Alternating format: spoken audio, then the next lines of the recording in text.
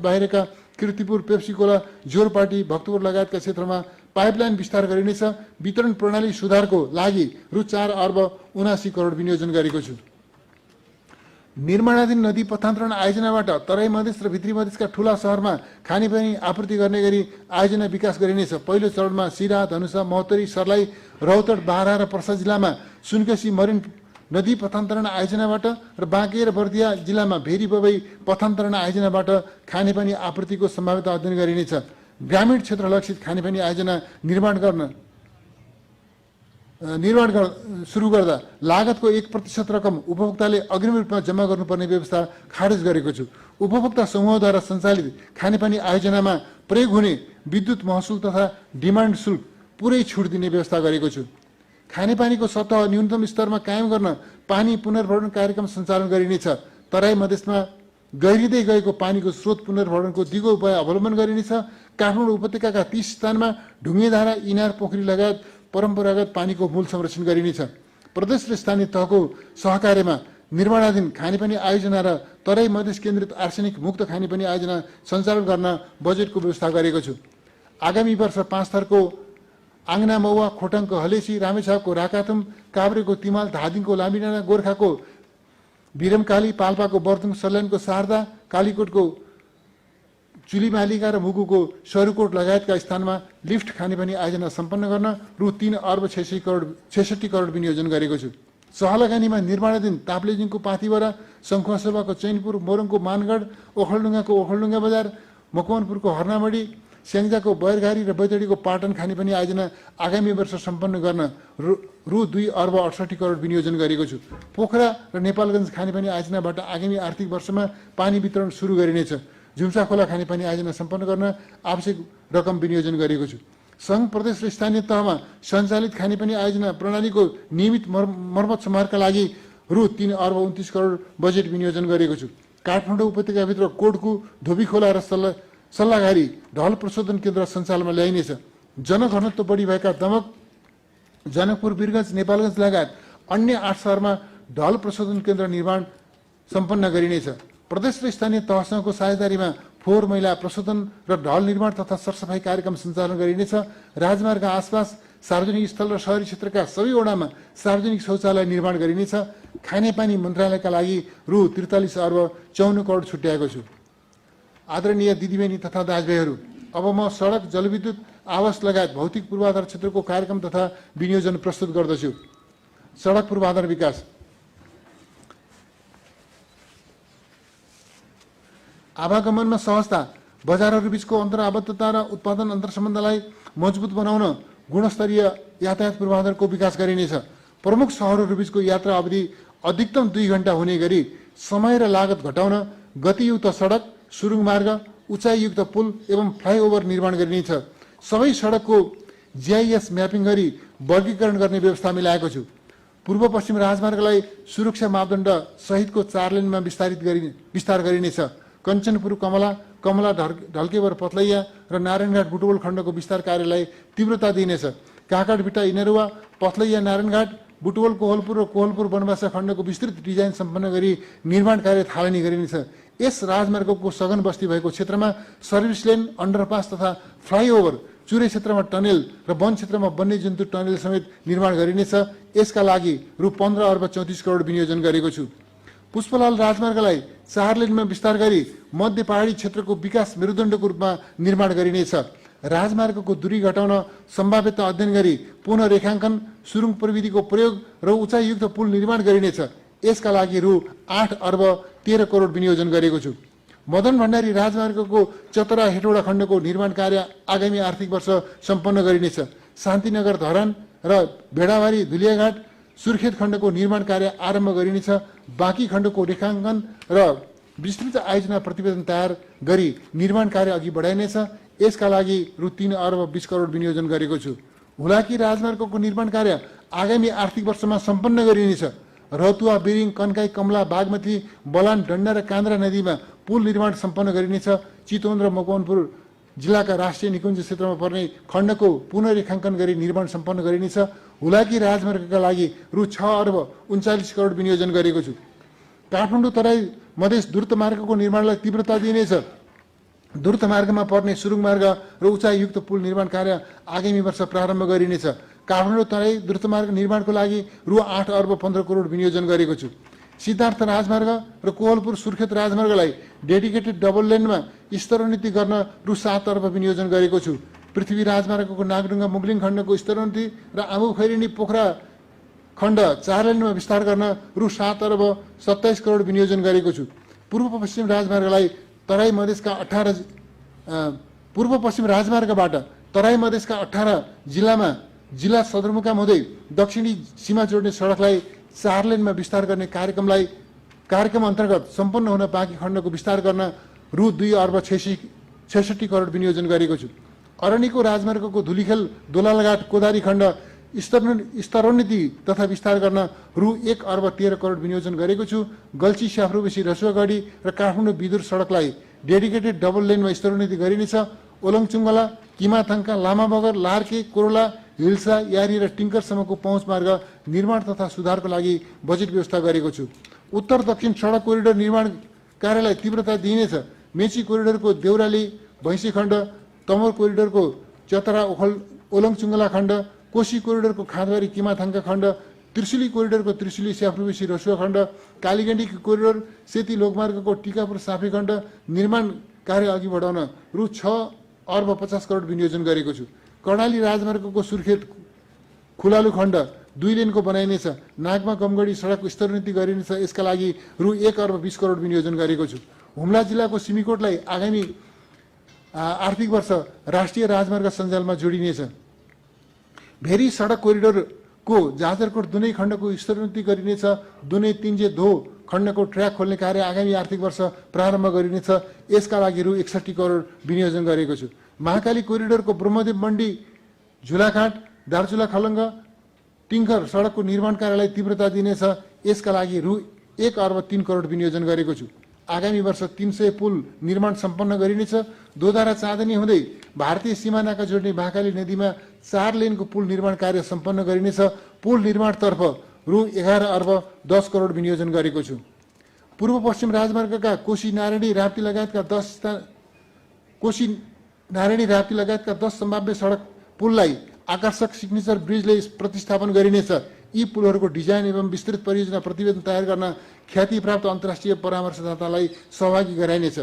सङ्घीय सरकारको क्षेत्राधिकारभित्रका सडक तथा पुलको मापदण्ड निर्धारण, ड्रइङ, डिजाइन, निर्माण, मर्मत सम्हार, सम्भावित लगानीको वैकल्पिक उपकरणहरूको प्रयोग, वित्तीय स्रोत परिचालन एवं अभिलेखीकरण समेतका लागि राष्ट्रिय राजमार्ग प्राधिकरण निर्माण गर्न विज्ञ सहितको अध्ययन कार्यदल गठन गरिनेछ। काठमाडौँ उपत्यकाको चक्रपथ विस्तारको दोस्रो चरण अन्तर्गत कलङ्कीदेखि महाराजगञ्ज खण्डको निर्माण सुरु गरी 2 वर्षभित्र सम्पन्न गरिनेछ। महाराजगञ्ज धोबीखोला चाबिल तिलगङ्गा खण्डको विस्तृत सम्भाव्यता अध्ययन गरी परियोजना प्रतिवेदन तयार गरी निर्माण कार्य थालनी गरिनेछ। चक्रपथको गुवारको साँधोबाट र एकान्त कुना चोकमा फ्लाइओभर निर्माण कार्य आरम्भ गरिनेछ। चक्रपथ विस्तारको लागि रु 2 अर्ब 64 करोड विनियोजन गरेको छु। सार्वजनिक यातायात प्रणालीलाई सुरक्षित, विश्वसनीय र प्रविधियुक्त बनाइनेछ। विद्युतीय सवारी चालक अनुमति पत्र जारी गरिनेछ। देशभित्र दर्ता भएका सबै सवारी साधनमा रेडियो फ्रिक्वेन्सी पहिचान सहितको इम्बोस नम्बर सबै प्रदेशबाट वितरण गरिनेछ। मालवाहक तथा अन्य सवारी साधनमा GPS जडान गरिनेछ। सार्वजनिक यातायातमा टिकेटिङ लागू गरिनेछ। काठमाडौँ उपत्यका यातायात विकास प्राधिकरण गठन गरी सार्वजनिक परिवहन सञ्चालनलाई व्यवस्थित बनाइनेछ। यातायात सेवाको सञ्चालनमा प्रतिस्पर्धा प्रवर्धन गरी यात्रुलाई सुविधायुक्त र गुणस्तरीय सेवा प्रदान गरिनेछ। साविका यातायात व्यवसाय समितिको स्वामित्वमा रहेका अचल सम्पत्ति रूपान्तरित भएका यातायात कम्पनीमा हस्तान्तरण हुने व्यवस्था मिलाइनेछ।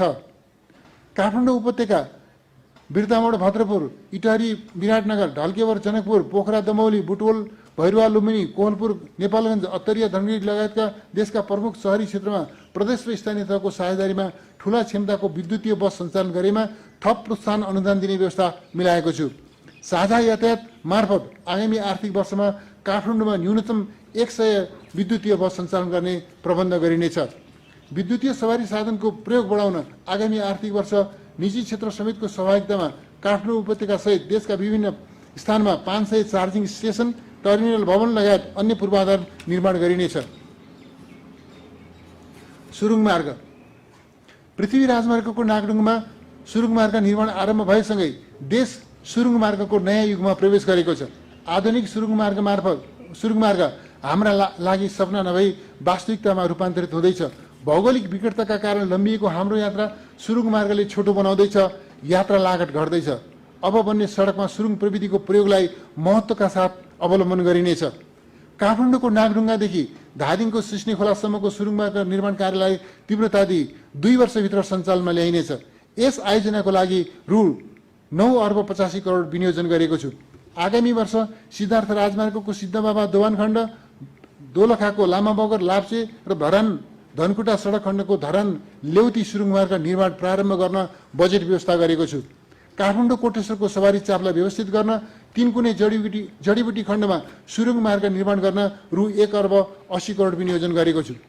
आगामी आर्थिक वर्ष टोखा छहरे, गुर्जुबन्ज्याङ, बेत्रावती स्याफ्रुबसी, खुरकोट चियाबारी, थानकोट चितलाङ सुरुङ मार्गको विस्तृत परियोजना प्रतिवेदन तयार गरी निर्माण कार्य आरम्भ गरिनेछ। पृथ्वी राजमार्गको मजिमटार शक्तिखोर, पोखरा बागलुङ राजमार्गको हेम्जा नयाँ पुल, चेपाङ राजमार्गको दुमलिङ बाङसिङ, पूर्व पश्चिम राजमार्गको दुम्कीबास बर्दघाट, कोहलपुर सुर्खेत राजमार्गको बबई छिन्चु, सुर्खेत दैलेख सडकको कपासे सियाकोट, पाल्पा तमघास खण्डको प्रवास जोरते र बिपीनगर खुटिया दिपाल खण्डमा सुरुङ मार्ग निर्माणका लागि सम्भाव्यता अध्ययन तथा विस्तृत परियोजना प्रतिवेदन तयार गरिनेछ। रेलमार्ग देशभित्र आधुनिक प्रविधियुक्त रेल यातायात सञ्जाल विकास गरिनेछ। आगामी वर्ष जयनगर, जनकपुर, कुर्था, बिजलपुरा र जोगबनी विराटनगर खण्डमा रेल सेवा सञ्चालन गरिनेछ। बर्दिवास स्टेसनको निर्माण कार्य प्रारम्भ गरिनेछ। अन्तर्राष्ट्रिय परामर्शदाता नियुक्त गरी काठमाडौँ उपत्यकामा मेट्रो रेल र शहरी केबल कार सञ्चालनको सम्भाव्यता अध्ययन गरिनेछ। पूर्व पश्चिम रेलमार्ग अन्तर्गत बर्दिवास निजगढ खण्डको ट्र्याक बेल्ट निर्माण कार्य सम्पन्न गरिनेछ। काँकरभिटा इनरुवा खण्डको जग्गा अधिग्रहण र अन्य तयारी कार्य सम्पन्न गरी निर्माण कार्य थालनी गरिनेछ। निजगढ अमरापुरी खण्डको विस्तृत परियोजना प्रतिवेदन तयार गरिनेछ। वित्तीय व्यवस्थापन गरी बाँकी खण्डको निर्माण कार्य क्रमशः अगाडि बढाइनेछ। आगामी आर्थिक वर्ष रक्सौल काठमाडौँ तथा केरुङ काठमाडौँ पोखरा रेलमार्गको विस्तृत परियोजना प्रतिवेदन तयार गरिनेछ। रेलमार्गका लागि रु 10 अर्ब 3 करोड विनियोजन गरेको छु। जल यातायात देशका ठूला नदी प्रणालीमा जल यातायात सञ्चालन गरी राष्ट्रिय तथा अन्तर्राष्ट्रिय पहुँच अभिवृद्धि गरिनेछ। नारायणी नदीको त्रिवेणी, नारायणघाट, देवघाट, दासढुङ्गा खण्डलाई मदन आश्रित जलमार्ग नामाकरण गरिनेछ। आगामी आर्थिक वर्षदेखि कोशी, नारायणी र कर्णाली नदीमा पानी जहाज सञ्चालनका लागि टर्मिनल लगायतका पूर्वाधार निर्माण गर्न आवश्यक रकम विनियोजन गरेको छु। कोशी नदीको चतरादेखि भोजपुरसम्म जल यातायात सञ्चालन गर्न जलमार्गमा रहेका अवरोध हटाइनेछ। सुनकोशी नदीको दोलालघाटदेखि खुरकोट हुँदै अरुण दोभान, राप्ती नदीको भालुवाङदेखि सिक्टा, तामाकोशी नदीको तामाकोशी बजारदेखि सिंगटी र कालीगण्डी नदीको देवघाटदेखि रामदीसम्म जल यातायात सञ्चालनको सम्भाव्यता अध्ययन गर्न आवश्यक बजेट व्यवस्था गरेको छु। भौतिक पूर्वाधार तथा यातायात मन्त्रालयका लागि रु 1 खर्ब 63 अर्ब 37 करोड विनियोजन गरेको छु। जलविद्युत विकास वर्तमान सरकार दशकौं लामो र कहाली लाग्दो लोड सेडिङ अन्त्य गरी मुलुकलाई उज्यालो युगमा प्रवेश गराउन सफल भएको छ।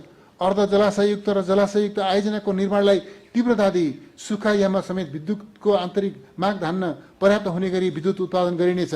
आगामी आर्थिक वर्ष तामाकोशी आयोजनाबाट 228, रसुवागढीबाट 111, सान्जेन र माथिल्लो सान्जेनबाट 56, त्रिशुली 3B बाट 37, राहुघाटबाट 40, मध्य भोटिकोशीबाट 102 मेगावाट र निजी क्षेत्रबाट निर्माणाधीन आयोजनाबाट 155 गरी 1629 मेगावाट विद्युत राष्ट्रिय प्रसारण प्रणालीमा जोडिनेछ।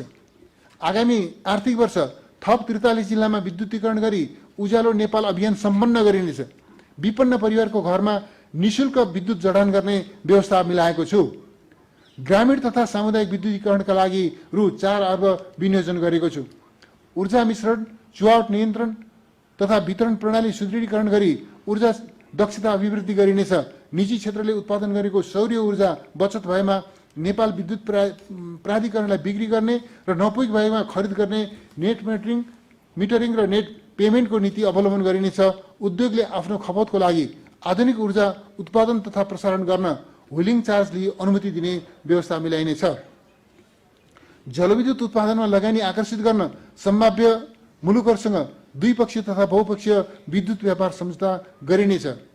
जलाशययुक्त जलविद्युत आयोजना निर्माणका लागि बाँध र विद्युत गृह छुट्टा छुट्टै प्रवर्धकबाट निर्माण गरी निजी क्षेत्रलाई आकर्षित गरिनेछ।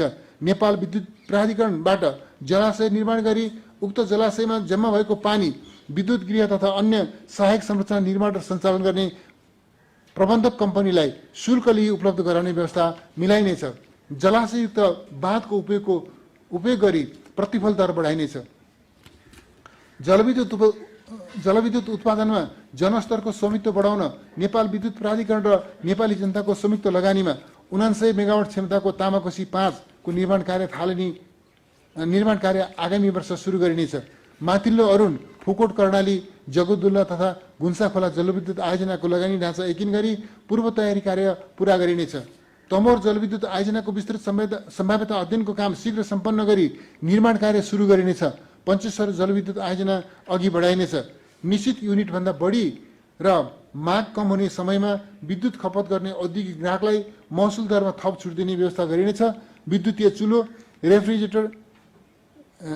रेफ्रिजरेटर, माइक्रोवेभन, वासिङ मेसिन, डिसवास लगायत विद्युतबाट चल्ने घरायसी सामानको उपयोगलाई प्रोत्साहित गर्न यस्ता सामग्रीको भन्सार महसुल घटाएको छु।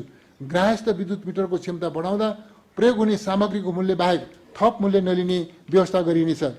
बुढी गण्डकी, पश्चिम सेती, उत्तर गङ्गा र नलसिंहघाट जलविद्युत आयोजनाको निर्माण ढाँचा निर्धारण र स्रोत व्यवस्थापन गरी कार्यान्वयन गरिनेछ। वेतन कर्णाली जलविद्युत आयोजना वित्तीय व्यवस्थापन गरी निर्माण गरिनेछ। कर्णाली चिसापानी जलविद्युत आयोजना कार्यान्वयन गर्न पूर्व तयारी कार्य अघि बढाइनेछ।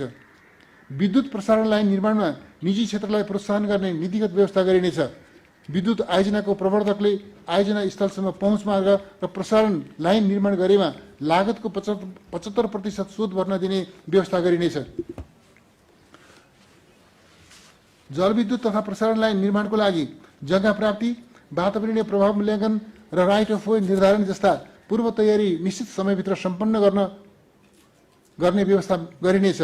प्रसारण लाइनको राइट अफ वेमा पर्ने जग्गाको स्वामित्व भएको प्राकृतिक व्यक्तिलाई सम्बन्धित उत्पादक कम्पनीले प्राथमिक सेयर निष्कासन गर्दा प्रभावित क्षेत्रका व्यक्ति सरह अग्राधिकार दिने व्यवस्था गरिनेछ। राइट अफ वेमा परेका जग्गाको निशुल्क किताकाट गर्ने व्यवस्था मिलाएको छु। बुटवल गोरखपुर अन्तर्देशीय प्रसारण लाइनको निर्माण कार्य सुरु गर्न र कोहलपुर लखनऊ लम्की बरेली अन्तर्देशीय प्रसारण लाइन निर्माणको तयारी कार्य सम्पन्न गर्न रु 4 अर्ब 7 करोड विनियोजन गरेको छु। खिम्ती, बाह्रविसे काठमाडौँ र हेटौडा ढल्केवर इनरुवा प्रसारण लाइनको निर्माण सम्पन्न गर्न, बुटवल लमही कोहलपुर अत्तरिया खण्डको निर्माणको पूर्व तयारी गर्न र रसुवागढी चिलिमे रातोमाटी खण्डको विस्तृत सम्भाव्यता अध्ययन गर्न आवश्यक रकम छुट्याएको छु।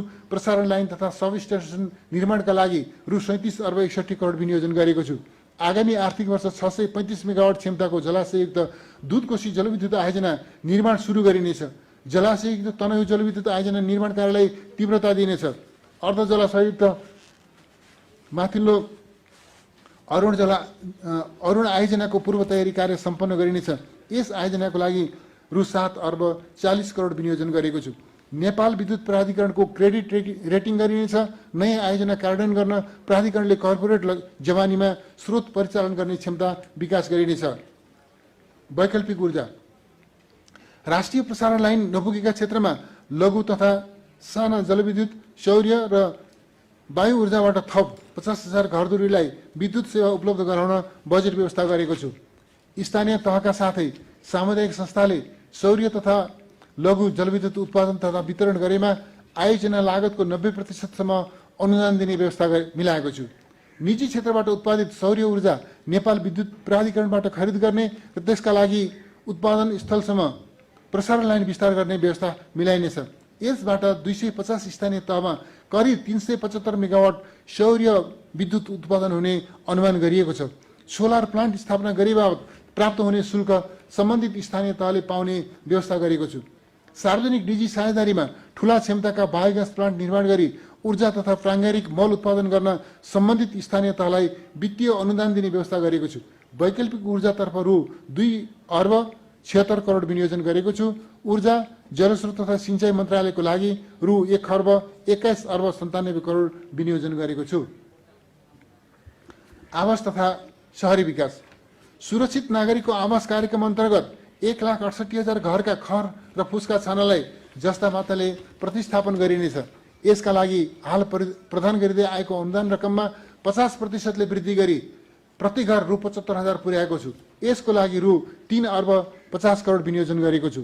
ताप्लेजुङ, सर्लाही, मकवानपुर, पर्वत, प्युठान, जुम्ला, डडेलधुरा लगायतका 73 जिल्लाका अति विपन्न, लोपोन्मुख र सीमान्तकृत वर्गका 21,800 परिवारलाई जनता आवास कार्यक्रम अन्तर्गत निर्माणाधीन घर यसै वर्ष सम्पन्न गरी हस्तान्तरण गरिनेछ।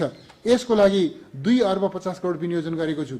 जोखिमयुक्त बस्ती स्थानान्तरण गर्न र छरिएर रहेका बस्ती एकीकृत गरी खानेपानी, विद्युत, सडक लगायतका विकासका आधारभूत पूर्वाधार पुर्याउन मोरङ, धनुषा, सिन्धुपाल्चोक, पर्वत, अर्घाखाँची, हुम्ला, बैतडी लगायतका 21 जिल्लाका 86 स्थानमा एकीकृत बस्ती विकास कार्यक्रम कार्यान्वयन गरिनेछ।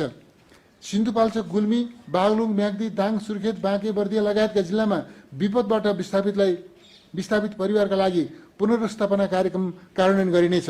गौरीगञ्ज, धनकुटा, मौलापुर, चन्द्रपुर, गुन्डु, काभ्रे भ्याली, वालिङ, लुम्बिनी सांस्कृतिक, तुलसीपुर, दुल्ली, अमरगढी र भीमदत्त नगरपालिकामा दिगो, सुरक्षित र प्रविधि मैत्री स्मार्ट सिटी निर्माण गरिनेछ। सघन शहरी विकास कार्यक्रम अन्तर्गत तराई मधेसका जिल्ला सदरमुकामहरू महेन्द्रनगर, धनगढी, गुलरिया, नेपालगञ्ज, तौलिया, सिद्धार्थनगर, परासी, वीरगञ्ज, कलैया, गौर, मलङ्गवा, जलेश्वर, जनकपुरधाम, सिराहा, राजविराज, इनरुवा, विराटनगर, भद्रपुर तथा तीव्र रूपमा शहरीकरण भइरहेका नगरपालिकाहरूमा सडक, ढल, खानेपानी, मनोरञ्जन पार्क, बस पार्क, शिक्षा तथा स्वास्थ्य क्षेत्रका शहरी पूर्वाधार आयोजनाहरू कार्यान्वयन गरिनेछ। यसका लागि रु 10 अर्ब 71 करोड विनियोजन गरेको छु। बिर्तामोड, चन्द्रगढी, धरानी, इटहरी, जनकपुर, ढल्केवर, बुटोल, भैरवा, कोहलपुर, नेपालगञ्ज, अत्तरिया, धनगढी लगायतका नगरपालिकालाई मेगा सिटीमा विकास गरिनेछ। मेगा सिटीको गुरु योजना तर्जुमा गर्न अन्तर्राष्ट्रिय योजनाविदहरूको परामर्श लिइनेछ। शहरी सौन्दर्य अभिवृद्धिको लागि स्ट्रिट स्केपको नमुना डिजाइन गरी कार्यान्वयन गरिनेछ। विश्व सम्पदा सूचीमा सूचीकृत बसन्तपुर दरबार क्षेत्रदेखि सोमनाथसम्म सांस्कृतिक पदमार्ग निर्माण गर्न बजेट व्यवस्था गरेको छु। राजधानी लगायतका प्रमुख शहरी क्षेत्रमा विद्युत, टेलिफोन, खानेपानी, अप्टिकल फाइबर लगायतका संरचनाहरू भूमिगत गर्न युटिलिटी कोरिडोर निर्माण गरिनेछ। काठमाडौँ, भरतपुर, पोखरा, बुटवल, विराटनगर लगायतका ठूला शहरमा विद्युतको तार भूमिगत गरिनेछ। व्यवस्थित आवासको लागि एकीकृत जग्गा विकास कार्यक्रम सञ्चालन गर्न स्थानीय तहलाई प्रोत्साहित गरिनेछ। चाँगो, नारायण, सूर्यविनायक, मध्यपुर, थिमी, शङ्खरापुर र कागेश्वरी मनोहरा नगरपालिका क्षेत्रका 4 स्थानमा स्वदेशी तथा विदेशी लगानीकर्ता आकर्षित गरी सार्वजनिक निजी साझेदारीमा नयाँ सहर निर्माण कार्य अगाडि बढाइनेछ। म्याग्लुङ, रामेछाप, भीमफेदी, बन्दीपुर, तानसेन, नारायण, जुम्ला, खलङ्गा, सिलगढी लगायतका पुराना शहरमा शहरी पूर्वाधार विकास गरी सहर पुनर्जागृत गरिनेछ। स्थानीय तहमा राष्ट्रिय भवन संहिता र भवन निर्माण मापदण्ड कार्यान्वयन गर्न क्षमता अभिवृद्धि गरिनेछ। नगर विकास कोषलाई नगर वित्त निगमको रूपमा पुनर्संरचना गरी पुँजी वृद्धि गरिनेछ। निगमलाई नगर क्षेत्रका भौतिक पूर्वाधार विकासको लागि प्राविधिक सहायता र अनुदान मिश्रित वित्त परिचालन गर्ने संस्थाका रूपमा विकास गरिनेछ। स्थानीय तह र निजी क्षेत्रको साझेदारीमा वातावरण मैत्री प्रविधिमा आधारित फोहोर प्रशोधन प्लान्टको स्थापना गर्न स्थानीय तहलाई अनुदान उपलब्ध गराइनेछ। काठमाडौँ उपत्यकामा उत्सर्जन हुने फोहोर मैला व्यवस्थापन सम्बन्धी समस्याको स्थायी समाधानका लागि बन्चरे डाँडामा फर्नेस प्लान्ट स्थापना गर्न बजेट व्यवस्था गरेको छु। बृहत काठमाडौँको अवधारणा बमोजिम उपत्यका आसपासका पाँचखाल, धुलीखेल, बनेपा, पनौती, मानचौर, छैमले, दक्षिणकाली, चितलाङ, लामीडाँडा, धुनीबेसी, बिदुर, त्रिशुली कोरिडोर, थानसिङ क्षेत्रमा शहरी पूर्वाधार विकास गरिनेछ।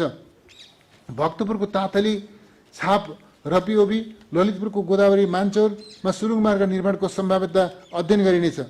काठमाडौँ उपत्यकाभित्रका बागमती, विष्णुमती, इच्छुमती, कर्मनासा, हनुमन्ती लगायतका नदीहरूको सफाई तथा सौन्दर्यीकरण गर्न रु 3 अर्ब 47 करोड बजेट व्यवस्था गरेको छु। बागमती नदीको उद्गम स्थलको जलाधार संरक्षण तथा जल प्रवाहमा सुधार गर्न सुन्दरी जलमा नागमती बाँध निर्माण गर्न आवश्यक रकम विनियोजन गरेको छु। संघीय संसद लगायत निर्माणाधीन सरकारी भवन, सम्मेलन केन्द्र र सभागृह निर्माण गर्न रु 5 अर्ब 15 करोड बजेट विनियोजन गरेको छु। सरकारी स्वामित्वका सभागृह तथा सम्मेलन केन्द्र सार्वजनिक निजी साझेदारीमा सञ्चालन गर्ने व्यवस्था मिलाइनेछ। पुष्पलाल राजमार्ग र हुलाकी राजमार्गका 27 स्थानमा नयाँ सहर विकास गर्न रु 3 अर्ब 31 करोड विनियोजन गरेको छु। सरकारी कार्यालय र आवासको डिजाइन र सुविधामा एकरूपता कायम गर्न कार्यालयको कार्यक्षेत्र सेवाको प्रकृति र कार्यरत जनशक्ति समेतको आधारमा शहरी विकास मन्त्रालयले भवन निर्माण मापदण्ड तर्जुमा गरी कार्यान्वयन गर्ने व्यवस्था मिलाएको छु। लुम्बिनी प्रदेशको केन्द्र देउखुरी र सुदूरपश्चिम प्रदेशको केन्द्र गोदावरीमा पूर्वाधार निर्माणका लागि वित्तीय हस्तान्तरण गरिनेछ। नवलपरासी पूर्व र रुकुम पूर्व जिल्ला सदरमुकामको पूर्वाधार विकास गर्न बजेट व्यवस्था गरेको छु। काठमाडौँको नारायण रेड्डी सङ्ग्रहालयदेखि दशरथ रङ्गशालासम्मको क्षेत्रलाई अत्याधुनिक सेन्ट्रल पार्कमा विकास गरिनेछ। यस अन्तर्गत भूमिगत पार्किङ सहितको खुला मञ्च, रमणीय बगैँचा र प्रदर्शनी स्थल सहितको भ्रिकुटी मण्डप, रानी पोखरी, रत्नपार, टुडीखेल, सुन्दारा, भद्रकाली र दशरथ रङ्गशालालाई समेट्ने गरी आधुनिक पूर्वाधार विकास गर्न बजेट व्यवस्था गरेको छु। काठमाडौँ लगायत देशका ठूला शहरमा भूमिगत र बहुतले पार्किङ स्थल निर्माण गर्न निजी क्षेत्रलाई प्रोत्साहित गरिनेछ। झापाको दमकमा बहुतले बस पार्क सहितको सिटी पार्क निर्माण गर्न बजेट छुट्याएको छु। शहर र शहरोन्मुख क्षेत्रमा खानेपानी, टेलिफोन, ढल र विद्युत सेवा प्रदायकले आफ्नो पूर्वाधार सञ्जालको जीआईएस नक्साङ्कन गरी अद्यावधिक गर्नुपर्ने व्यवस्था मिलाइनेछ। जग्गा एकीकरण विधिबाट काठमाडौँ उपत्यकामा बाहिरी चक्रपथ निर्माण कार्य आरम्भ गरिनेछ। बाहिरी चक्रपथ र सहरसँगको सम्पर्क सुगम बनाउन सम्भाव्य स्थानमा 4 लेनको लिङ्क रोड निर्माण गरिनेछ। आगामी वर्ष ललितपुरको पुल्चोकमा साझा यातायात सङ्घको लगानी साझेदारीमा साउथ एसिया सेन्टर निर्माण आरम्भ गरिनेछ। शहरी विकास मन्त्रालयका लागि रु 41 अर्ब 20 करोड छुट्याएको छु। हवाई पूर्वाधार निजगढ अन्तर्राष्ट्रिय विमानस्थलको विस्तृत परियोजना प्रतिवेदन निर्माण, लगानीको ढाँचा निर्धारण र तदनुरूपको पूर्वाधार विकास एवं सञ्चालनका लागि अन्तर्राष्ट्रिय लगानीकर्ता छनौट गरिनेछ। आगामी आर्थिक वर्षमा जग्गा अधिग्रहण, साइट क्लियरेन्स लगायत विमानस्थल निर्माणको पूर्व तयारी कार्य सम्पन्न गरिनेछ। त्रिभुवन अन्तर्राष्ट्रिय विमानस्थललाई नेपालको मौलिक संस्कृति झल्किने बुटिक विमानस्थलमा रूपान्तरण गर्न प्रारम्भ गरिएको स्तरोन्नति कार्य सम्पन्न गरिनेछ। यस विमानस्थलको हवाई चापलाई सम्बोधन गर्न ट्याक्सीवे विस्तार, पार्किङवे निर्माण सम्पन्न गरिनेछ। टर्मिनल भवनको स्तरोन्नति आरम्भ गरिनेछ। यसका लागि रु 6 अर्ब 95 करोड विनियोजन गरेको छु। पोखरा अन्तर्राष्ट्रिय विमानस्थलको बाँकी निर्माण कार्य सम्पन्न गरी आगामी आर्थिक वर्ष सञ्चालनमा ल्याउन रु 8 अर्ब 50 करोड विनियोजन गरेको छु। गौतम बुद्ध अन्तर्राष्ट्रिय विमानस्थल निर्माण सम्पन्न गरी सञ्चालनमा ल्याउन तथा दोस्रो टर्मिनल भवन र अन्य पूर्वाधार निर्माण आरम्भ गर्न रु 3 अर्ब 53 करोड विनियोजन गरेको छु। आन्तरिक विमानस्थल विस्तार, स्तरोन्नति र आधुनिकीकरणलाई निरन्तरता दिइनेछ। इलामको सुकीलुम्बा, गुल्मीको सिमिचोर, डोल्पाको मसिनचौरमा परीक्षण उडान गरिनेछ। चन्द्रगढी, राजविराज, तुमलिङटार, जनकपुर, धनगढी, अर्घाखाँची, स्वर्गद्वारी, पाटन, दार्चुला लगायतका विमानस्थलको भौतिक पूर्वाधार निर्माण तथा स्तरोन्नति गरिनेछ। सुर्खेत र भरतपुर विमानस्थलको विस्तार एवं स्तरोन्नति गरिनेछ। नेपालगञ्ज र विराटनगर विमानस्थलमा नयाँ टर्मिनल भवन निर्माण आरम्भ गरिनेछ। वातावरणीय प्रभाव मूल्याङ्कन सम्पन्न गरी दाङको नारायणपुर विमानस्थल निर्माण कार्य प्रारम्भ गरिन्छ। आन्तरिक विमानस्थलतर्फ रु 1 अर्ब 33 करोड विनियोजन गरेको छु। ओखलढुङ्गाको खिजी चण्डेश्वरी विमानस्थल सञ्चालनमा ल्याइनेछ। ताप्लेजुङ सुकेटारको धावन मार्ग विस्तार कार्य सम्पन्न गरिनेछ। तेह्रथुमको चुवानडाँडा विमानस्थलको निर्माण कार्यलाई तीव्रता दिइनेछ। सुकेटार विमानस्थललाई रविन्द्र अधिकारी विमानस्थल र चुवानडाँडा विमानस्थललाई आङ छिरिङ शेर्पा विमानस्थल नामाकरण गरिनेछ। आकस्मिक स्वास्थ्य सेवा, विपद व्यवस्थापन लगायत अत्यावश्यक कार्यका लागि आगामी आर्थिक वर्षभित्र सबै स्थानीय तहमा हेलिप्याड निर्माण सम्पन्न गरिनेछ। स्थानीय पूर्वाधार विकास सङ्घ, प्रदेश र स्थानीय तहको संयुक्त लगानीमा स्थानीय तहको केन्द्रलाई आगामी 3 वर्षभित्र सम्बन्धित प्रदेशको केन्द्रबाट नजिकको राष्ट्रिय राजमार्गसम्म पक्की सडकले जोडिनेछ। आगामी आर्थिक वर्ष 28 स्थानीय तहको केन्द्रलाई राष्ट्रिय सडक सञ्जालसँग जोड्न 616 किलोमिटर सडक निर्माण प्रारम्भ गर्न रु 3 अर्ब 30 करोड विनियोजन गरेको छु। तराई मधेस समृद्धि कार्यक्रमलाई निरन्तरता दिन रु 1 अर्ब 52 करोड विनियोजन गरेको छु। उच्च पहाडी एवं हिमाली क्षेत्र समृद्धि कार्यक्रम र उत्तरी क्षेत्र पूर्वाधार विकास तथा जीवनस्तर सुधार कार्यक्रम कार्यान्वयन गर्न रु 3 अर्ब विनियोजन गरेको छु।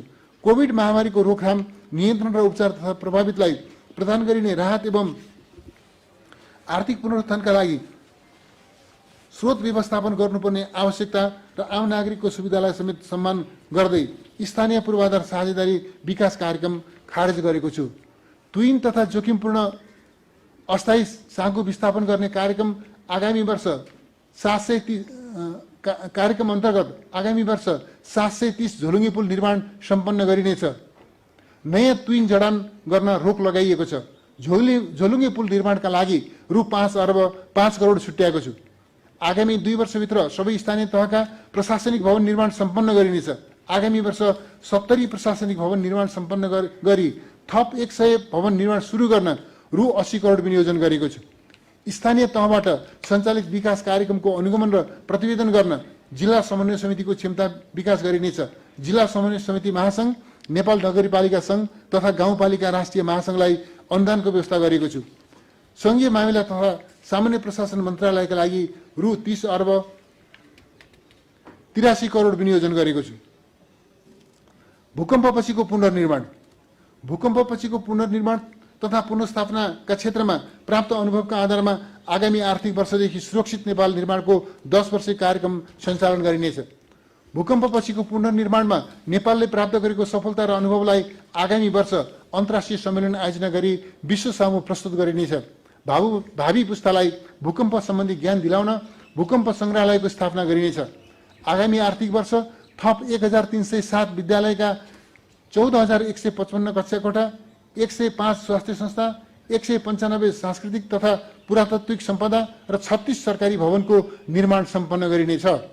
भूकम्पबाट क्षति भएका राष्ट्रपति भवन, बबर महल, बाल मन्दिर, केशर महल, हरिहर भवन, त्रिचन्द्र कलेज लगायतका महत्त्वपूर्ण भवन तथा पुरातात्विक सम्पदाको पुनर्निर्माण तथा प्रबलीकरण कार्यलाई तीव्रता दिइनेछ। आगामी आर्थिक वर्ष 39 स्थानमा एकीकृत बस्तीको निर्माण कार्य सम्पन्न गरिनेछ। राष्ट्रिय पुनर्निर्माण प्राधिकरणको कार्यावधि आगामी पौष वसन्तसम्म रहेकोले आगामी आर्थिक वर्षदेखि अधुरा आयोजना पूरा गर्न आवश्यक स्रोत र अभिलेखसहित कार्यान्वयनको जिम्मेवारी विषयगत मन्त्रालयमा हस्तान्तरण गरिनेछ। धरहरा परिसर, सिंहदरबारको प्रबलीकरण एवं काष्ठमण्डपको पुनर्निर्माणको कार्य प्राधिकरणको समयावधिभित्रै सम्पन्न गर्न बजेट व्यवस्था गरेको छु। भूकम्पपछिको पुनर्निर्माणको लागि रु 33 अर्ब 55 करोड विनियोजन गरेको छु। सञ्चार तथा सूचना प्रविधिको विकास। नागरिकको संविधान प्रदत्त सूचनाको हक र पूर्ण प्रेस स्वतन्त्रता सहितको लोकतन्त्रप्रति वर्तमान सरकार प्रतिबद्ध छ। सञ्चारगृह, सञ्चारकर्मी र समग्र प्रेस जगतको व्यावसायिकता विकास गर्ने नीति अवलम्बन गरिनेछ। सूचना र सञ्चार प्रविधिको अधिकतम उपयोग गर्न डिजिटल नेपाल फ्रेमवर्क कार्यान्वयन गरिनेछ। डिजिटल प्रविधिको उपयोग गरी सार्वजनिक सेवामा आम नागरिकको सरल र सहज पहुँच विस्तार गरिनेछ। ज्ञान र सूचनामा आधारित डिजिटल अर्थतन्त्रको विकास गरिनेछ। श्रमजीवी पत्रकारहरूको लागि रु 7 लाखसम्मको दुर्घटना बिमा गरी बिमा प्रिमियमको 50% रकम नेपाल सरकारले बिहोर्ने व्यवस्था मिलाइनेछ। आगामी साउन 1 गतेदेखि नेपाल पत्रकार महासंघको सदस्य रहेका पत्रकारलाई प्रेस काउन्सिलले जारी गरेको उपचार सुविधा परिचय पत्रको आधारमा देशभित्रका सबै सरकारी स्वास्थ्य संस्थामा निःशुल्क उपचार गर्ने व्यवस्था मिलाएको छु। सञ्चारकर्मीको पेशागत दक्षता अभिवृद्धि तथा व्यावसायिकता विकास गर्न आगामी आर्थिक वर्षभित्र आम सञ्चार प्रतिष्ठान स्थापना गरिनेछ। नेपाल पत्रकार महासंघको निर्माणाधीन भवन सम्पन्न गर्न आवश्यक रकम विनियोजन गरेको छु। नेपालको प्रेस र पत्रकारिताको इतिहासलाई जीवन्त राख्न सञ्चार ग्राम परिसरमा प्रेस संग्रहालय स्थापना गरिनेछ। कोभिड-19बाट प्रभावित भई रोजगारी गुमाएका पत्रकारलाई लेखन वृत्ति र सञ्चार गृहलाई पुनर्कर्जा तथा व्यावसायिक निरन्तरता कर्जा सुविधा दिइनेछ। नेपाल सरकारले सञ्चार प्रतिष्ठानलाई लोक कल्याणकारी विज्ञापन बापत उपलब्ध गराउने रकमको 10% पत्रकार कल्याणकारी कोषमा जम्मा गर्ने व्यवस्थालाई शीघ्र कार्यान्वयन गरिनेछ। निजी क्षेत्रबाट समेत विज्ञापन बापत प्राप्त आम्दानीको 10% रकम उक्त कोषमा जम्मा गर्न प्रोत्साहित गरिनेछ। कल्याणकारी कोष परिचालन कार्यविधि 3 महिनाभित्र तर्जुमा गरी कार्यान्वयनमा ल्याइनेछ। दूरसञ्चार सेवाको गुणस्तर सुधार गरिनेछ। आगामी श्रावण 1 गतेदेखि मोबाइल डिभाइस म्यानेजमेन्ट सिस्टम सञ्चालनमा ल्याइनेछ। यसबाट अवैध मोबाइल सेटको प्रयोग नियन्त्रणमा आउनुका साथै मोबाइलको प्रयोग गरी हुने अपराधिक गतिविधि समेत नियन्त्रण हुने विश्वास लिएको छु। ग्रामीण दूरसञ्चार विकास कोष परिचालन गरी सबै स्थानीय तहका केन्द्र, वडा कार्यालय, स्वास्थ्य संस्था, सामुदायिक क्याम्पस र माध्यमिक विद्यालयमा ब्रोडब्यान्ड इन्टरनेट सेवा विस्तार गरिनेछ। आगामी 2 वर्षभित्र देशभर अप्टिकल फाइबर बिछाई सूचना महामार्ग निर्माण सम्पन्न गरिनेछ। सबै स्थानीय तहमा 4G सेवा विस्तार गरिनेछ। राष्ट्रिय साइबर सुरक्षा अनुगमन केन्द्रको संस्थागत सुदृढीकरण गरी वेबसाइट, एप्लिकेसन र सर्भरको साइबर सुरक्षा मजबुत तुल्याइनेछ। सरकारी विज्ञापनमा सबै प्रकारका पत्रिका, रेडियो, टेलिभिजन र अनलाइन सञ्चार माध्यमको न्यायपूर्ण पहुँच सुनिश्चित गरिनेछ। सरकारी निकायबाट प्रदान गरिने सबै प्रकारका सेवालाई नागरिक एपसँग अन्तराबद्ध गरिनेछ। सबै प्रदेशमा चलचित्र छायाङ्कन स्थल निर्माण गरिनेछ। गणेश हिमाल क्षेत्रमा चलचित्र छायाङ्कन स्थल बनाउन सम्भाव्यता अध्ययन गरी निर्माण प्रारम्भ गरिनेछ। काभ्रेको बनेपामा आधुनिक चलचित्र स्टुडियो निर्माण गरिनेछ। उत्कृष्ट चलचित्र निर्माणका लागि स्टोरी ब्याङ्कको अवधारणा कार्यान्वयनमा ल्याइनेछ। हुलाक सेवाको पुनर्संरचना गरी आधुनिक र व्यावसायिक बनाइनेछ। नागरिकता, राहदानी लगायतका महत्त्वपूर्ण दस्तावेज हुलाक सेवा मार्फत सुरक्षित र छरितो रूपमा नागरिकको घर दैलोमा पुर्याइनेछ। हुलाक मार्फत ई कमर्सको विस्तार गर्न सम्भाव्यता अध्ययन गरिनेछ। पाँचथर, भोजपुर, सिराहा, पर्वत, दाङ लगायत विभिन्न 9 स्थानमा ट्रान्समिटर थप गरी रेडियो नेपालको पहुँच विस्तार गरिनेछ। नेपाल टेलिभिजनको प्रसारणलाई अन्तर्राष्ट्रिय स्तरमा पुर्याउन एनटिभी वर्ल्ड च्यानल सञ्चालनमा ल्याइनेछ। सञ्चार तथा सूचना प्रविधि मन्त्रालयका लागि रु 7 अर्ब 74 करोड विनियोजन गरेको छु। आदरणीय दिदीबहिनी तथा दाजुभाइहरू, अब म राष्ट्रिय सुरक्षा तथा सुशासन सम्बन्धी कार्यक्रम तथा विनियोजन प्रस्तुत गर्दछु। कानुन तथा न्याय। न्यायपालिका र महानैतिकता कार्यालयको रणनीतिक योजना कार्यान्वयन गरी संस्थागत सुदृढीकरण गर्न आवश्यक बजेट छुट्याएको छु। सर्वोच्च अदालत, बागलुङ र सुर्खेतका उच्च अदालत तथा भक्तपुर, चितवन, स्याङ्जा, लमजुङ र बाजुराका जिल्ला अदालत भवन निर्माणका साथै राष्ट्रिय न्यायिक प्रतिष्ठानको भौतिक पूर्वाधार विकासका लागि बजेट व्यवस्था गरेको छु।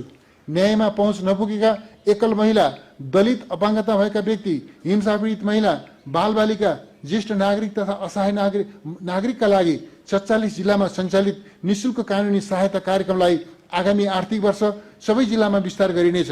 देशभरिका सबै जिल्लामा पीडितको तर्फबाट अधिकृत स्तरका कानुन व्यवसायबाट बहस पैरवी गर्ने व्यवस्था मिलाएको छु। स्थानीय तहमा न्यायिक समितिको क्षमता बढाउन कानुनको ज्ञान र अनुभव भएका अधिकृत स्तरका कर्मचारीको प्रबन्ध गरिनेछ। मानव सभ्यताको कलङ्कको रूपमा रहेको जातीय भेदभाव र छुवाछुत निर्मूलन गर्न सामाजिक जागरण र कानुनी कारबाहीलाई सशक्त बनाइनेछ। शान्ति प्रक्रियाका बाँकी काम सम्पन्न गरिनेछ।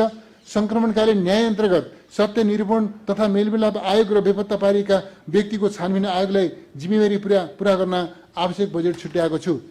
नेपालमा अग्रगामी लोकतान्त्रिक परिवर्तनका लागि भएका सबै जनआन्दोलन, सशस्त्र सङ्घर्ष र क्रान्तिका क्रममा जीवन उत्सर्ग गर्ने शहीदका परिवार, बेपत्ता पारिएका व्यक्तिका परिवार, लोकतन्त्रका योद्धा, द्वन्द्व पीडित र विस्थापित, अपाङ्गता भएका व्यक्ति र घाइतेको अभिलेखीकरण गरी सहयोग, सम्मान र संरक्षण गरिनेछ। सशस्त्र द्वन्द्वबाट प्रभावित व्यक्तिहरूलाई सहुलियतपूर्ण कर्जा उपलब्ध गराई स्वरोजगार बन्न प्रेरित गरिनेछ। राष्ट्रिय सुरक्षा। देशमा लामो समयसम्म चलेको सशस्त्र द्वन्द्व र हिंसात्मक गतिविधि अन्त्य भई दिगो शान्तिको आधार तयार भएको छ। मुलुकलाई विखण्डनतर्फ उन्मुख गराउने र सशस्त्र विद्रोहको माध्यमबाट राज्य संयन्त्र बदल्न चाहने शक्ति र प्रवृत्तिलाई समेत शान्तिपूर्ण एवं लोकतान्त्रिक प्रक्रियामा समाहित गराउन वर्तमान सरकार सफल भएको छ। अपराध नियन्त्रण गरी शान्ति सुरक्षा कायम गर्न आवश्यक पर्ने हात हतियार, सुरक्षा उपकरण तथा सवारी साधनको व्यवस्था गरी सुरक्षा निकायलाई सुदृढ र सबलीकरण गरिनेछ। नेपाल प्रहरी र सशस्त्र प्रहरी बलका सकल दर्जाको मनोबल उच्च बनाइराख्न खाइपाई आएको राशनमा 15% वृद्धि गरेको छु। सीमा सुरक्षा, अपराध तथा अवैध व्यापार नियन्त्रण गर्न सीमावर्ती क्षेत्रमा सशस्त्र प्रहरी बलका थप 120 बोर्डर आउटपोस्ट स्थापना गरिनेछ। त्रिभुवन विमानस्थलमा अध्यागमन सेवालाई अन्तर्राष्ट्रिय स्तरको बनाउन यात्रुको विवरण अग्रिम रूपमा प्राप्त हुने एडभान्स प्यासेन्जर इन्फर्मेसन सिस्टमको प्रयोग, विद्युतीय प्रवेशद्वारा सञ्चालन र QR कोड सहितको विद्युतीय भिसा जारी गर्ने व्यवस्था मिलाइनेछ। सीमा नाकामा रहेका सबै अध्यागमन कार्यालयको भौतिक पूर्वाधार सुधार गर्नुका साथै नेपाल भित्रिने विदेशी नागरिकको बायोमेट्रिक विवरण सहितको अभिलेख विद्युतीय प्रणालीमा अद्यावधि गरिनेछ। कारागारलाई सुधार गृहमा विकास गरिनेछ। नुवाकोट र बाँकेमा खुल्ला कारागार निर्माण कार्य आगामी वर्ष सम्पन्न गरिनेछ। पाँचथर र मोरङमा कारागार निर्माण गर्न रकम विनियोजन गरेको छु। लोकतान्त्रिक आन्दोलनका सिलसिलामा कारागारमा रही गरिएको योगदानको स्मरण र कारागारको इतिहास प्रतिबिम्बित हुने गरी केन्द्रीय कारागार परिसरमा संग्रहालय निर्माण गरिनेछ। 2 वर्षभित्र सबै नेपालीलाई राष्ट्रिय परिचय पत्र वितरण गर्ने लक्ष्य अनुरूप आगामी वर्ष 70 लाख व्यक्तिलाई परिचय पत्र वितरण गरिनेछ। व्यक्तिगत घटना दर्तालाई विद्युतीय माध्यमको प्रयोगबाट गुणस्तरीय, सरल र सहज बनाइनेछ। कानुन कार्यान्वयन गर्ने निकायलाई समन्वयात्मक रूपमा परिचालन गरी लागु औषध उत्पादन, ओसार पसार र बेचबिखन नियन्त्रण गरिनेछ। युवा र बालबालिकालाई कुलतबाट जोगाउन सामुदायिक सङ्घ संस्थासँगको समन्वयमा चेतनामूलक कार्यक्रम सञ्चालन गरिनेछ। आधुनिक उपकरण र सूचना प्रविधिको प्रयोग तथा तालिमको माध्यमबाट सुरक्षा निकायलाई सबल बनाई मानव बेचबिखन नियन्त्रण गरिनेछ। नेपाली सेनाको क्षमता अभिवृद्धि गरी राष्ट्रिय सुरक्षा एवं प्रतिरक्षा र विकास निर्माण एवं विपद व्यवस्थापनमा परिचालन गरिनेछ। बङ्करदेखि ब्यारेकसम्म कार्यक्रमलाई निरन्तरता दिएको छु। राष्ट्रिय सेवा दललाई राष्ट्रियता, देशभक्ति र राष्ट्र सेवामा समर्पित गराइनेछ। राष्ट्रिय प्रतिरक्षा विश्वविद्यालयको भौतिक एवं शैक्षिक पूर्वाधार निर्माणका लागि आवश्यक बजेट व्यवस्था गरेको छु। विपद व्यवस्थापन, विपदजन्य जोखिमको व्यवस्थापन गर्न, सरकारी कोषमा परेको चापलाई कम गर्न विपद जोखिम न्यूनीकरण वित्तीय रणनीति कार्यान्वयन गरिनेछ। विपदको पूर्व सूचना प्रणाली विकास गरी क्षति न्यूनीकरण गरिनेछ। विपद पूर्व तयारी, खोज, उद्धार, राहत र पुनर्स्थापनाका कार्यक्रम सञ्चालन गर्न बजेट व्यवस्था गरेको छु। डढेलोबाट हुने क्षति न्यूनीकरण गर्न नेपाली सेनाको व्यवस्थापनमा परिचालित हुने गरी पानी खन्याउने बकेट सहितको हेलिकप्टर तथा अन्य उपकरणहरू सहित तयारी अवस्थामा राखिनेछ। विपद व्यवस्थापनमा सुरक्षा लगायत सम्बद्ध सबै निकाय समन्वयात्मक रूपमा क्रियाशील हुने व्यवस्था मिलाइनेछ। विपद उद्धार तथा व्यवस्थापनको लागि सबै प्रदेशमा मल्टिपर्पज रोबोटिक फायर फाइटिङ, अत्याधुनिक fire brigade, multiseater ambulance, rescue vehicle र सबै स्थानीय तहमा दमकल व्यवस्थापन गरी अग्निजन्य विपद न्यूनीकरण र व्यवस्थापन गरिनेछ। विपदपछिको पुनर्निर्माणलाई तीव्रता प्रदान गर्न राष्ट्रिय विपद जोखिम न्यूनीकरण तथा व्यवस्थापन प्राधिकरणको संरचनागत सुधार गरी संस्थागत क्षमता अभिवृद्धि गरिनेछ। अन्तर्राष्ट्रिय सम्बन्ध, नेपालको स्वतन्त्रता, सार्वभौमसत्ता, भौगोलिक अखण्डता, स्वाधीनता र राष्ट्रिय हितको रक्षा गर्दै सार्वभौमिक समानताका आधारमा अन्तर्राष्ट्रिय सम्बन्ध कायम गरिनेछ। परराष्ट्र नीति सञ्चालन गर्दा राष्ट्रिय हित, पारस्परिक लाभ र सम्मान, अन्तर्राष्ट्रिय प्रतिबद्धता तथा दायित्व र न्यायलाई आधार बनाइनेछ। जलवायु परिवर्तन र सोबाट पर्ने प्रभावको न्यूनीकरणका सम्बन्धमा क्षेत्रीय र अन्तर्राष्ट्रिय ऐक्यबद्धता र सहकार्य कायम गर्न आगामी वर्ष सगरमाथा संवाद आयोजना गरिनेछ। अन्तर्राष्ट्रिय व्यापार, सुरक्षित वैदेशिक रोजगारी, वैदेशिक लगानी र पर्यटन प्रवर्धनका लागि परिभाषित जिम्मेवारी सहित विदेश स्थित कूटनीतिक नियोगलाई थप क्रियाशील बनाइनेछ। विदेशमा रहेका नेपालीको हक हित संरक्षण, संक्रमण जोखिमबाट सुरक्षा तथा मर्यादित रोजगारीको निरन्तरताका लागि विदेश स्थित नियोगलाई परिचालन गरिनेछ। प्रवासमा रहेका नेपालीको मताधिकार सुनिश्चित गर्न तयारी कार्य अघि बढाइनेछ। राहदानी सेवालाई सुरक्षित र भरपर्दो बनाउन आगामी आर्थिक वर्षदेखि विद्युतीय राहदानी लागू गरिनेछ। गैर आवासीय नेपालीको ज्ञान, पुँजी र प्रविधिलाई राष्ट्रिय विकासमा प्रयोग गर्न नेपाल सरकारको समेत लगानीमा स्थापित एनआरएन कोषलाई पूर्वाधार विकासमा उपयोग गरिनेछ। गैर आवासीय नेपालीको छुट्टै पहिचान दिने एनआरएन स्मार्ट कार्ड वितरण गरिनेछ। ब्रेन गेन सेन्टरलाई क्रियाशील बनाई विदेशमा विशेषज्ञता एवं विशिष्टता हासिल गरेका नेपालीको ज्ञान राष्ट्र निर्माणमा उपयोग गरिनेछ। राष्ट्रसेवक कर्मचारीको मनोबल बढाई सार्वजनिक सेवालाई प्रभावकारी बनाइनेछ। निजामती कर्मचारीको रु 10 लाखको सामूहिक दुर्घटना बिमा र रु 1 लाखको स्वास्थ्य बिमा प्रिमियम बापतको रकम नेपाल सरकारले बिहोर्ने व्यवस्था मिलाएको छु। निजामती सेवाको पद 6 महिनाभित्र पदपूर्ति गरिसक्नुपर्ने व्यवस्था मिलाइनेछ। राष्ट्र सेवकलाई सहुलियत दरमा आवास सुविधा प्रदान गर्न कर्मचारी सञ्चय कोष र नागरिक लगानी कोषबाट सबै प्रदेशमा सामूहिक आवास निर्माण गर्ने व्यवस्था मिलाइनेछ। राष्ट्र सेवकलाई प्रदान गरिने सेवा सुविधालाई समय सापेक्ष बनाइनेछ।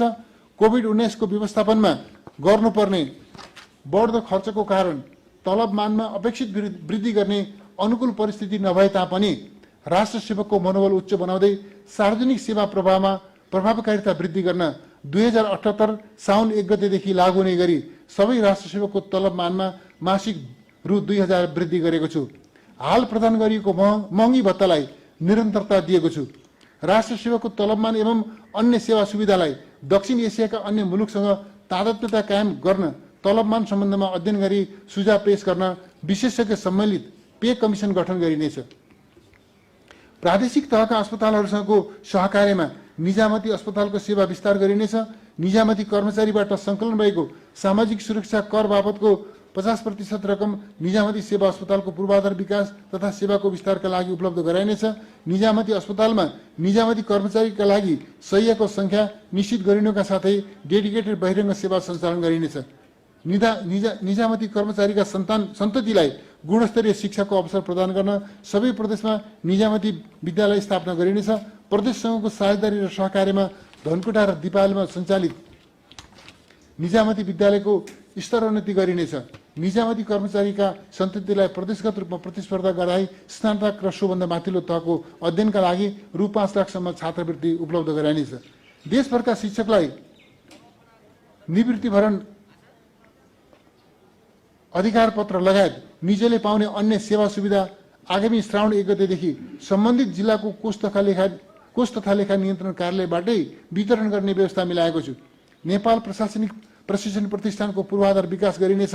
सार्वजनिक पदाधिकारीलाई आवधिक रूपमा प्रशिक्षण प्रदान गरी निरन्तर सिकाइ कार्यक्रम प्रवर्धन गर्न झापाको चन्द्रगढीमा उच्च स्तरीय प्रशिक्षण प्रतिष्ठान स्थापना गरिनेछ। सुशासन र सार्वजनिक सेवा प्रवाह भ्रष्टाचार विरुद्ध शून्य सहनशीलताको नीतिलाई कडाइका साथ कार्यान्वयन गर्दै शासकीय स्वच्छता कायम गरिनेछ। म भ्रष्टाचार गर्दिनँ, म भ्रष्टाचार हुन दिन्न र म देश र जनताका लागि इमान्दार भएर काम गर्नेछु भन्ने प्रतिज्ञा पूर्ण रूपमा लागू गरिनेछ। सार्वजनिक सेवालाई सर्वसुलभ, छरितो र प्रविधि मैत्री बनाइनेछ। सेवाग्राहीको पृष्ठपोषण लिने पद्धतिलाई संस्थागत गरिनेछ। नागरिकबाट प्राप्त गुनासोको तत्काल समाधान गर्ने व्यवस्था मिलाइनेछ। प्रमुख पदाधिकारी तथा आयोजना प्रमुखसँग परिमाणात्मक तथा मापनयोग्य सूचक सहित कार्य सम्पादन संस्था गरिनेछ। संवैधानिक निकायको क्षमता अभिवृद्धि एवं संस्थागत सुदृढीकरण गरिनेछ। भौतिक पूर्वाधार तयार हुन बाँकी रहेका संवैधानिक निकायको निमित्त काठमाडौँ उपत्यकाभित्रका उपयुक्त स्थानमा जग्गा व्यवस्था गरी पूर्वाधार निर्माण गरिनेछ। राष्ट्रिय मानवाधिकार आयोगको सुदृढीकरण र क्षमता विकासको लागि आवश्यक रकम विनियोजन गरेको छु। निर्वाचन प्रणालीमा सूचना प्रविधिको उपयोगको सम्भाव्यता अध्ययन गरिनेछ। प्रतिनिधि सभा र स्थानीय तहको आगामी निर्वाचनका लागि आवश्यक रकम विनियोजन गरेको छु। पूर्वाधार आयोजनाको गुणस्तर अभिवृद्धि गर्न राष्ट्रिय सतर्कता केन्द्र मार्फत प्राविधिक परीक्षणको दायरा विस्तार गरिनेछ। आदरणीय दिदीबहिनी तथा दाजुभाइहरू, अब म योजना तथा सार्वजनिक वित्त व्यवस्थापन सम्बन्धी कार्यक्रम तथा विनियोजन प्रस्तुत गर्दछु। आर्थिक योजना तथा तथ्याङ्क विकास नीति तथा योजना तर्जुमा तहगत समन्वय नीति अनुसन्धान र कार्यान्वयनको अनुगमन तथा मूल्याङ्कनमा राष्ट्रिय योजनाको भूमिकालाई सुदृढ तुल्याइनेछ। 15 योजनाको मध्यावधि मूल्याङ्कन गरिनेछ। नेपाल अधिकम विकसित बाट विकासशील राष्ट्रमा स्तरोन्नतिको लागि छनौट भएपछिको संक्रमणकालीन अवधिमा अनुदान सहायता, व्यापार सहुलियत, अन्तर्राष्ट्रिय मञ्चमा प्रतिनिधित्वको अवसर लगायतका क्षेत्रमा पर्ने असरलाई व्यवस्थापन गर्दै छुट्टै कार्ययोजना तर्जुमा गरी कार्यान्वयन गरिनेछ। आगामी वर्ष राष्ट्रिय जनगणना, नेपाल जीवनस्तर सर्वेक्षण, राष्ट्रिय कृषि गणना तथा औद्योगिक गणनाको कार्य सम्पन्न गरी प्रादेशिक एवं स्थानीय तहसम्मको खण्डीकृत एवं क्षेत्रगत तथ्याङ्क उपलब्ध हुने व्यवस्था गरिनेछ। सरकारका विभिन्न निकायबीच भएको सूचनालाई एकीकृत गरी तथ्याङ्कको सुरक्षित भण्डारण गरिनेछ। बिग डाटा प्रशोधन क्षमता विकास गरिनेछ। खुला तथ्याङ्कको अवधारणालाई क्रमशः कार्यान्वयन गरिनेछ। सार्वजनिक संस्थान कृषि औजार कारखाना, बुटवल धाउ कारखाना, गोरखाली टायर कारखाना, बिरगन चिनी कारखाना, हेटौडा कपडा उद्योग लगायत सञ्चालनमा नआएका तथा न्यून क्षमतामा सञ्चालित सरकारी उद्योगलाई निजी क्षेत्रसँगको साझेदारीमा सञ्चालन गर्न प्रस्ताव आह्वान गरिनेछ।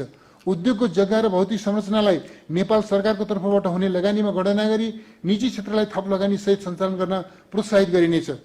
नेपाल वायु सेवा निगमको संगठन पुनर्संरचना गरी व्यावसायिक एवं प्रतिस्पर्धी बनाइनेछ।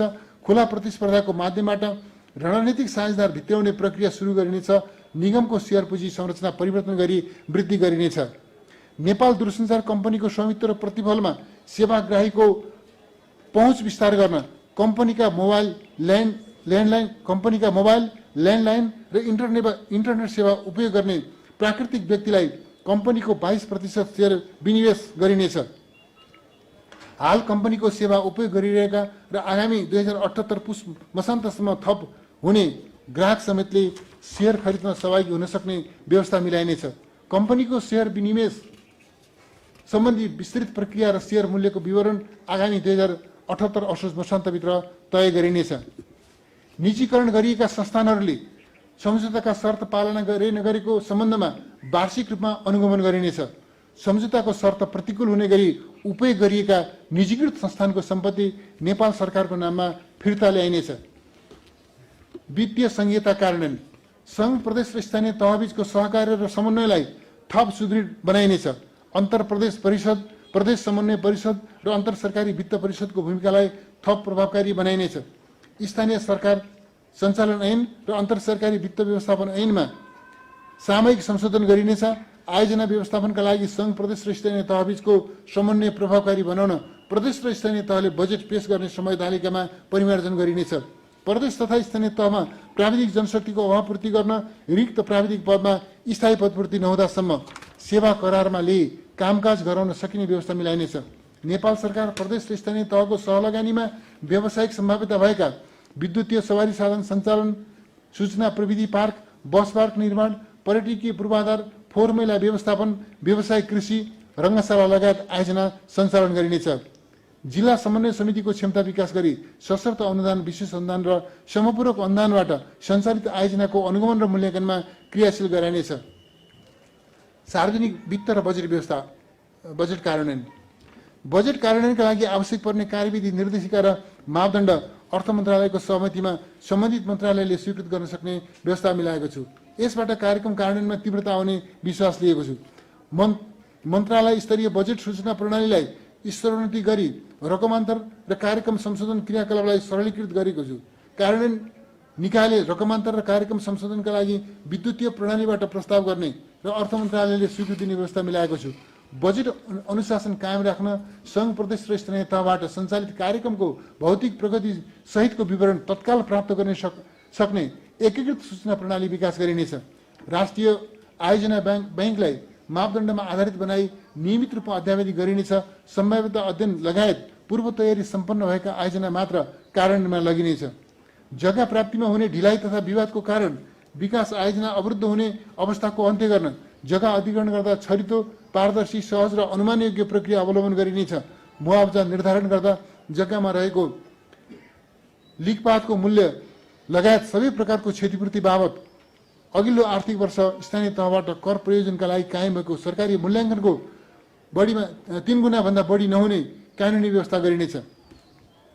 नेपाल सरकारबाट प्रदेश र स्थानीय तहमा वित्तीय हस्तान्तरण हुने पुँजीगत प्रकृतिको रकम समेत चालुतर्फ लेखाङ्कन हुने हुँदा खर्चको यथार्थ चित्रण हुन नसकेकाले वित्तीय हस्तान्तरणलाई चालु र पुँजीगत शीर्षकमा छुट्याई बजेट अनुसूचीमा उल्लेख गरेको छु। जिम्मेवार पदाधिकारीलाई सार्वजनिक खर्चको नतिजाप्रति प्रत्यक्ष रूपमा उत्तरदायी बनाई वित्तीय अनुशासन कायम गरिनेछ। सार्वजनिक खर्चको दक्षतापूर्ण उपयोगको लागि आन्तरिक नियन्त्रण प्रणालीलाई मजबुत पारिनेछ। कार्य सम्पादनमा आधारित पुरस्कार र दण्ड प्रणालीलाई अवलम्बन गरी समयमै आयोजना सम्पन्न गर्न आयोजना प्रमुखलाई उत्तरदायी बनाइनेछ। कार्य सम्पादन सन्तोषजनक भएका योजना प्रमुख र मुख्य जिम्मेवार कर्मचारीलाई आयोजना अवधिभर सरुवा नगर्ने नीति लिइनेछ। राष्ट्रिय गौरव र रूपान्तरणकारी आयोजनाहरूको कार्यान्वयनलाई तीव्रता दिन सडक, रेलमार्ग, शहरी पूर्वाधार, सिंचाई, खानेपानी, अन्तर्राष्ट्रिय विमानस्थल र जलविद्युत क्षेत्रका आयोजनाको जग्गा प्राप्ति, वातावरणीय प्रभाव मूल्याङ्कन, जनशक्ति व्यवस्थापन र खरिद प्रक्रिया सम्बन्धी छुट्टी कानुन व्यवस्था गरी अधिकार सम्पन्न उच्चस्तरीय संयन्त्र निर्माण गरिनेछ। यी आयोजना कार्यान्वयनमा स्रोतको अभाव हुन नदिने व्यवस्था मिलाइनेछ। सार्वजनिक खरिद व्यवस्थापनमा देखिएका समस्या समाधान गर्न खरिद कानुनमा समयानुकूल परिमार्जन गरिनेछ। सार्वजनिक खर्चमा मितव्ययता कायम गर्ने सम्बन्धी मापदण्ड 2077लाई निरन्तरता दिएको छु। नियमित संरचनाबाट सम्पादन हुने कामका लागि परामर्शदाता नियुक्त गर्न नपाइने व्यवस्थालाई कडाइका साथ लागू गरिनेछ। अन्तर्राष्ट्रिय विकास सहायतालाई विकास नतिजा हासिल हुने गरी राष्ट्रिय आवश्यकता र प्राथमिकता प्राप्त कार्यक्रम तथा आयोजनामा परिचालन गरिनेछ। सार्वजनिक ऋणलाई वाञ्छित सीमाभित्र राखिनेछ। आन्तरिक ऋण विकास खर्चमा मात्र परिचालन गर्ने नीतिलाई निरन्तरता दिएको छु। ऋणको रकमलाई उत्पादनशील क्षेत्रमा उपयोग गरिनेछ। वित्तीय क्षेत्र व्यवस्थापन सुदृढ नियमनकारी प्रबन्ध र संस्थागत सुशासन अवलम्बन गरी वित्तीय स्थायित्व कायम गरिनेछ। वित्तीय प्रणालीमा रहेको स्रोत साधनलाई आर्थिक वृद्धि, स्वदेशी उद्यमशीलता प्रवर्धन र रोजगारी सृजना हुने उत्पादनमूलक क्षेत्रमा परिचालन गरिनेछ। दोस्रो, वित्तीय क्षेत्र विकास रणनीति तर्जुमा गरी कार्यान्वयन गरिनेछ। नेपाल सरकारले प्राप्त गर्ने राजस्व र उपलब्ध गराउने सामाजिक सुरक्षा भत्ता लगायत सबै प्रकारका भुक्तानी अनुदान र नगद हस्तान्तरण बैंकिङ प्रणालीबाट गर्ने व्यवस्था मिलाइनेछ। विद्युतीय भुक्तानीका उपकरणहरूको प्रयोगलाई सहज, सुलभ र सुरक्षित बनाइनेछ। भुक्तानी card, retail payment, QR code लगायतका विद्युतीय भुक्तानीका माध्यमहरूबीच अन्तर आबद्धता कायम गर्दै नेपालभित्र हुने कारोबारको भुक्तानी र फरफारक गर्न आगामी आर्थिक वर्ष नेसनल पेमेन्ट स्विच स्थापना गरिनेछ। नेपालको आफ्नै भुक्तानी कार्ड प्रयोगमा ल्याइनेछ। विप्रेषणको आम्दानी बैंकिङ प्रणालीबाट भित्राई उत्पादनमूलक क्षेत्रमा लगानी गर्न प्रोत्साहित गरिनेछ। वैदेशिक रोजगारीमा रहेका श्रमिकले मोबाइल वालेटबाट सहज रूपमा स्वदेशमा रकम पठाउन सक्ने व्यवस्था मिलाइनेछ। बैंकिङ प्रणालीबाट प्राप्त हुने विप्रेषण रकम बैंक तथा वित्तीय संस्थाको मुद्दती खातामा जम्मा गरेमा थप 1% ब्याज रकम उपलब्ध गराउने व्यवस्था मिलाइनेछ। ठूला पूर्वाधारमा लामो अवधिको वित्त परिचालनको आवश्यकता पूरा गर्न कमर्सियल ब्ल्यान्डिङ लगायतका वैकल्पिक उपकरणको प्रयोग गरिनेछ। कर्मचारी सञ्चय कोष, नागरिक लगानी कोष, सामाजिक सुरक्षा कोष लगायत समुचित दीर्घकालीन कोषलाई उत्पादन वृद्धि, रोजगारी सृजना, आधुनिक पूर्वाधार निर्माण र आर्थिक पुनरुत्थानका क्षेत्रमा परिचालन गरिनेछ। बीमा सेवाको दायरालाई विस्तार गरी आगामी वर्ष न्यूनतम 1/3 जनसङ्ख्यामा बीमाको पहुँच पुर्याइनेछ। सार्वजनिक पूर्वाधार र सरकारी तथा निजी भवनको बीमा गर्ने व्यवस्थालाई अभियानका रूपमा सञ्चालन गरिनेछ। निजी घरको हकमा रु 5,000 सम्मको बीमा प्रिमियमलाई आयकर प्रयोजनको लागि खर्चकट्टी गर्न दिने व्यवस्था मिलाएको छु। पुँजी बजारको विकास र स्थायित्वमा जोड दिइनेछ। आगामी आर्थिक वर्षदेखि वस्तु विनिमय बजार कारोबार सञ्चालन गरिनेछ। धान, मकै, गहुँ, चिया, अलैँची जस्ता उत्पादनलाई वस्तु विनिमय कारोबारमा समावेश गरिनेछ। वैदेशिक लगानीमा सञ्चालन हुने विकास आयोजनामा विदेशी मुद्रा विनिमय दर जोखिम व्यवस्थापन गर्न कमर्सियल हेजिङ सेवा सुरु गर्न सहजीकरण गरिनेछ। निक्षेप तथा कर्जा सुरक्षण कोषको पुँजी वृद्धि गरी संस्थागत क्षमता अभिवृद्धि गरिनेछ। निक्षेप सुरक्षण प्रिमियम घटाउने व्यवस्था मिलाएको छु। सम्पत्ति शुद्धिकरण, निवारण तथा आतंकवादी क्रियाकलापमा वित्तीय लगानी नियन्त्रण र जोखिम न्यूनीकरण गर्न राष्ट्रिय रणनीतिको कार्यान्वयनलाई थप प्रभावकारी बनाइनेछ। आदरणीय दिदीबहिनी तथा दाजुभाइहरू, अब म माथिका क्षेत्रगत नीति तथा कार्यक्रमहरू कार्यान्वयनका लागि बजेट विनियोजन र स्रोत व्यवस्थापनको अनुमान प्रस्तुत गर्दछु। आगामी आर्थिक वर्षका नीति तथा कार्यक्रमहरू कार्यान्वयन गर्न रु 16 खर्ब 47 अर्ब 57 करोड विनियोजन गरेको छु। कुल विनियोजन मध्ये सङ्घले खर्च गर्ने चालुतर्फ रु 6 खर्ब 78 अर्ब 61 करोड अर्थात् 41.2%, पुँजीगत तर्फ रु 3 खर्ब 47 अर्ब 26 करोड अर्थात् 22.7%, वित्तीय व्यवस्थातर्फ रु 2 खर्ब 7 अर्ब 97 करोड अर्थात् 12.6% र प्रदेश र स्थानीय तहमा वित्तीय हस्तान्तरणतर्फ रु 3 खर्ब 86 अर्ब 71 करोड अर्थात् 23.5% रहेको छ। वित्तीय हस्तान्तरणतर्फ विनियोजित बजेटमध्ये चालु खर्चमा समानीकरण अनुदान सहित रु 3 खर्ब 25 अर्ब 74 करोड अर्थात् 84.2% र पुँजीगत तर्फ रु 60 अर्ब 97 करोड अर्थात् 15.8% रहेको छ। आगामी आर्थिक वर्षका लागि अनुमान गरिएको खर्च बिहोर्ने स्रोतमध्ये राजस्वबाट रु 10 खर्ब 24 अर्ब 90 करोड र वैदेशिक अनुदानबाट रु 63 अर्ब 37 करोड बिहोरिनेछ। चालु पुँजीगत र वित्तीय हस्तान्तरणतर्फ विनियोजित खर्चमा राजस्व र वैदेशिक अनुदानबाट बिहोर्दा रु 5 खर्ब 59 अर्ब 30 करोड न्यून हुने देखिन्छ। वित्तीय व्यवस्थातर्फको विनियोजित रकम समेत समावेश गर्दा कुल विनियोजनमा न्यून हुने रकम मध्ये वैदेशिक ऋणबाट रु 3 खर्ब 9 अर्ब 29 करोड र आन्तरिक ऋणबाट रु 2 खर्ब 50 अर्ब बिहोरिनेछ। आदरणीय दिदीबहिनी तथा दाजुभाइहरू, अब म आर्थिक वर्ष 2078-79 को राजस्व परिचालनको नीति तथा कार्यक्रम प्रस्तुत गर्दछु। आगामी आर्थिक वर्षको राजस्व नीति र करका दरहरू निर्धारण गर्दा मानव स्वास्थ्य र आर्थिक सङ्कटबाट सिर्जित प्रतिकूल अवस्थामा करदातालाई राहत तथा सहुलियत सहित शीघ्र आर्थिक पुनरुत्थानलाई उच्च प्राथमिकता दिएको छु। राजस्व परिचालनका उद्देश्य निम्न बमोजिम रहेका छन्। क कोभिड-19 महामारीबाट प्रभावित उद्योग व्यवसायलाई कर छुट तथा सहुलियत उपलब्ध गराउने। ख राजस्व नीतिको माध्यमबाट आन्तरिक तथा बाह्य लगानी प्रवर्धन र स्वदेशी उद्योगको संरक्षण एवं व्यापार सहजीकरण गर्ने। ग करको दायरा विस्तार, कराधार संरक्षण र राजस्व चुहाट नियन्त्रणको माध्यमबाट थप राजस्व परिचालन गर्ने। घ राजस्व प्रणालीलाई थप प्रगतिशील, स्वच्छ, पारदर्शी, स्वचालित र अनुमानयोग्य बनाउने। र ङ राजस्व प्रशासनको क्षमता वृद्धि, पूर्वाधार विकास एवं सूचना प्रविधिको अधिकतम उपयोगबाट स्वैच्छिक कर सहभागिता अभिवृद्धि गर्ने। आदरणीय दिदीबहिनी तथा दाजुभाइहरू, उल्लेखित उद्देश्य हासिल गर्न देहाय बमोजिमका नीति तथा कार्यक्रम प्रस्तुत गरेको छु। छुट तथा सहुलियत। आर्थिक वर्ष 2077-78 को आयमा वार्षिक 20 लाख रुपियाँसम्मको कारोबार भएका करदातालाई 90%, वार्षिक 20 लाखदेखि 50 लाख रुपियाँसम्मको कारोबार भएका करदातालाई 75% र वार्षिक 50 लाखदेखि 1 करोड रुपियाँसम्मको कारोबार भएका करदातालाई 50%ले आयकर छुट दिने व्यवस्था मिलाएको छु। कोभिड-19बाट अत्यधिक प्रभावित होटल, ट्राभल, ट्रेकिङ, यातायात, हवाई सेवा, चलचित्र उद्योग र सञ्चार गृहको करयोग्य आयमा 1% मात्र आयकर लाग्ने व्यवस्था गरी ती व्यवसायको नोक्सानी सार्न मिल्ने अवधि बढाएर 10 वर्ष पुर्याएको छु। कम्पनी ऐन 2063 तथा प्राइभेट फर्म रजिस्ट्रेसन ऐन 2014 अनुसार आर्थिक वर्ष 2075 क्षेत्रसम्मको वार्षिक विवरण नबुझाएका तथा नवीकरण नगरेका कम्पनी तथा फर्मले 2078 साल असोज मसान्तभित्र विवरण र शुल्क तथा जरिवानाको 10% रकम बुझाएमा बाँकी शुल्क तथा जरिवाना मिना दिने व्यवस्था गरेको छु।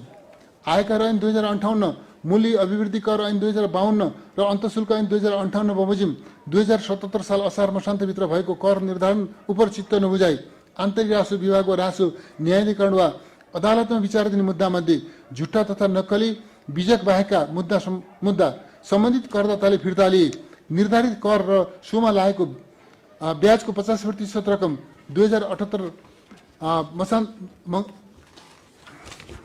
मङ्सिर मसान्तसम्म बुझाएमा बाँकी ब्याज शुल्क तथा थप दस्तुर र जरिवाना मिना हुने व्यवस्था मिलाएको छु। आयकर ऐन 2058, मूल्य अभिवृद्धि कर 2052 र अन्तशुल्क ऐन 2058 बमोजिम बकौता रहेको 2076 असार मसान्तसम्मको कर रकम र सोमा लागेको ब्याज 2078 पुस मसान्तभित्र दाखिला गरेमा शुल्क, जरिवाना तथा थप दस्तुर मिना हुने व्यवस्था गरेको छु।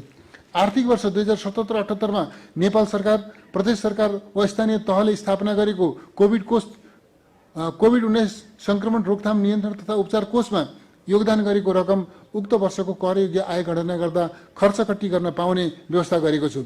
आर्थिक वर्ष 2077-78 मा व्यावसायिक सामाजिक जिम्मेवारी वहन गर्ने प्रयोजनका लागि छुट्याइएको रकममध्ये स्वास्थ्य तथा जनसङ्ख्या मन्त्रालयले तोकेको विशिष्टीकृत अस्पताल निर्माण वा तोकिएको स्वास्थ्य संस्थालाई उपलब्ध गराएको कोभिड-19 को उपचारसँग सम्बन्धित स्वास्थ्य उपकरण तथा सामग्रीमा भएको खर्च आयकर गणना प्रयोजनका लागि कट्टी गर्न दिने व्यवस्था मिलाएको छु।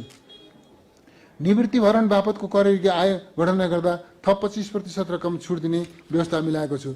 करदाताको करयोग्य कारोबारमा प्रयोग भएको डिजेल र एलपी ग्यासको खरिदमा तिरेको मूल्य वृद्धि कर कट्टी गर्न पाउने व्यवस्था मिलाएको छु।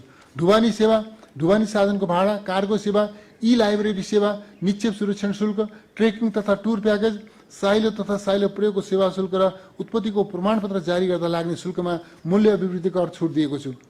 बन्डेड वेयर हाउसको सुविधा अन्तर्गत निर्यातमूलक उद्योगले बैंक ग्यारेन्टीमा आयात गरेको कच्चा पदार्थबाट उत्पादित वस्तु समयमै निर्यात गर्न नसकेका उद्योगको लागि निर्यात गरी बैंक ग्यारेन्टी फुकुवा गर्ने म्याद 2078 चैत मसान्तसम्म बढाएको छु। Oxygen gas, liquid oxygen, oxygen cylinder, oxygen concentrator लगायतका अन्य जीवनदायक सामग्री र औषधि आयात उत्पादन तथा बिक्री वितरणमा लाग्ने भन्सार महसुल, मूल्य अभिवृद्धि कर र अन्तशुल्क 2078 पुस मसान्तसम्म छुट दिएको छु। विद्युतको आन्तरिक खपत वृद्धि गर्न तथा वातावरण मैत्री यातायातका साधनको प्रयोगलाई बढावा दिन विद्युतीय सवारी साधनको आयातमा अन्तशुल्क पुरै खारेज गरी भन्सार महसुल समेत उल्लेख्य मात्रामा घटाएको छु। इन्डक्सन चुलोको भन्सार महसुल दर घटाएर 1% कायम गरेको छु। रेफ्रिजरेटर, ग्राइन्डर, राइस कुकर, पंखा लगायतका विद्युतीय उपकरणको अन्तशुल्क खारेज गरी भन्सार महसुल घटाएको छु।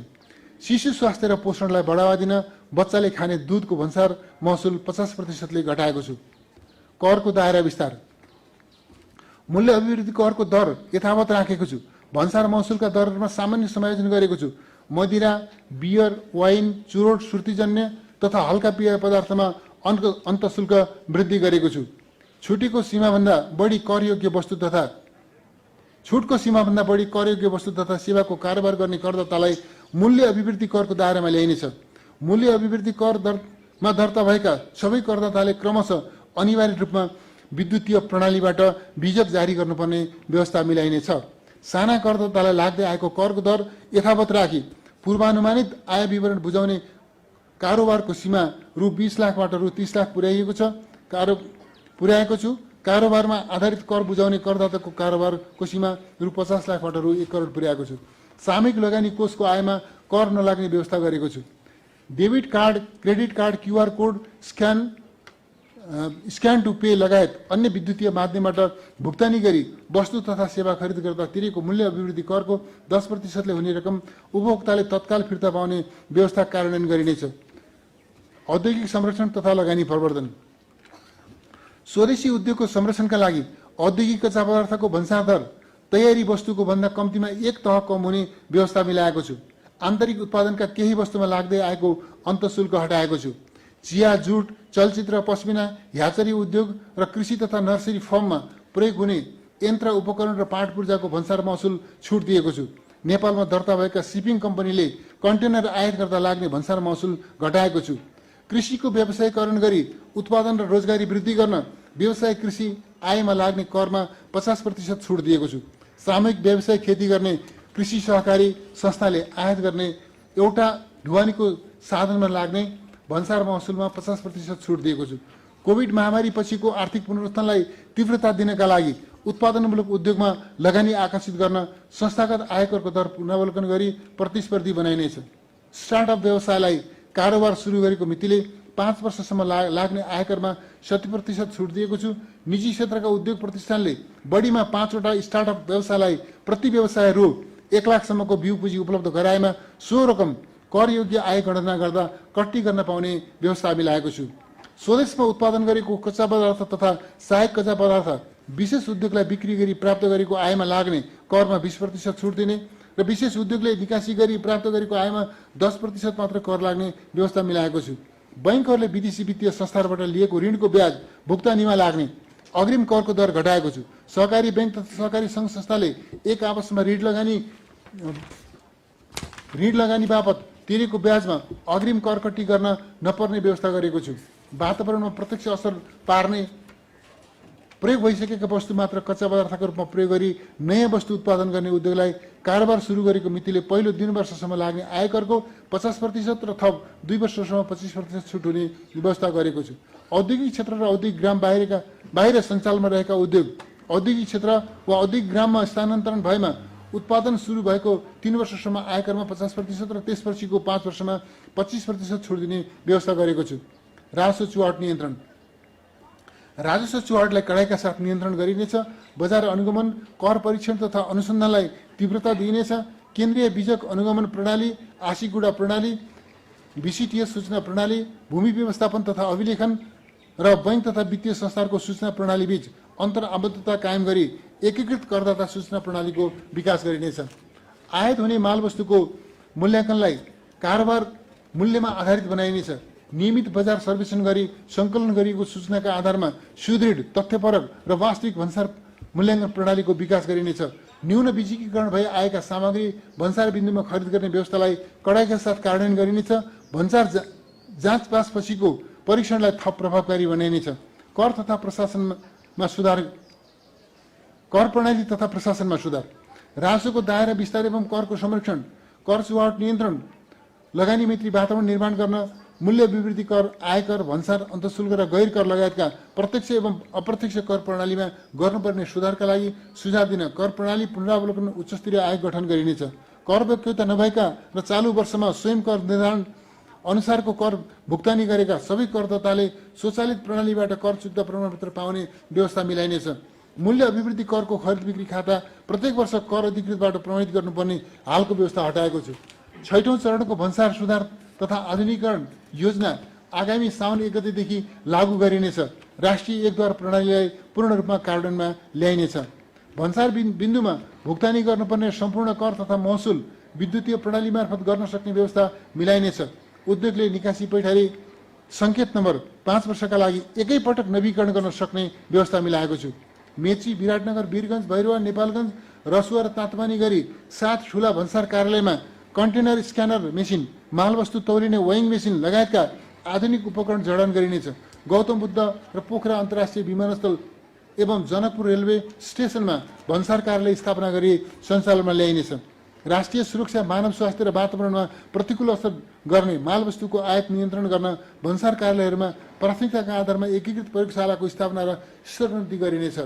अन्तःशुल्क स्टिकर प्रयोग गर्दा QR कोडको स्क्यान गरी सोको तथ्याङ्क आन्तरिक राजस्व विभागको स्वचालित प्रणालीमा अभिलेख गर्ने प्रबन्ध मिलाइनेछ। बियरको उत्पादन गर्ने प्रतिष्ठानहरूमा फ्लो मिटर राख्ने व्यवस्था गरिनेछ। आदरणीय दिदीबहिनी तथा दाजुभाइहरू, आर्थिक वर्ष 2076-77 को यथार्थ खर्च, आर्थिक वर्ष 2077-78 को संशोधित अनुमान र आर्थिक वर्ष 78-79 को आयव्ययको विवरण अनुसूचीमा उल्लेख गरेको छु। चालू आर्थिक वर्षको मन्त्रालयगत प्रगति विवरण, आगामी आर्थिक वर्षमा अन्तर्राष्ट्रिय विकास सहायताबाट प्राप्त हुने विकास सहायता, प्राविधिक सहायता तथा अन्तर्राष्ट्रिय गैर सरकारी संस्थाबाट परिचालन हुने सहायता सम्बन्धी विवरण सार्वजनिक भइसकेको छ।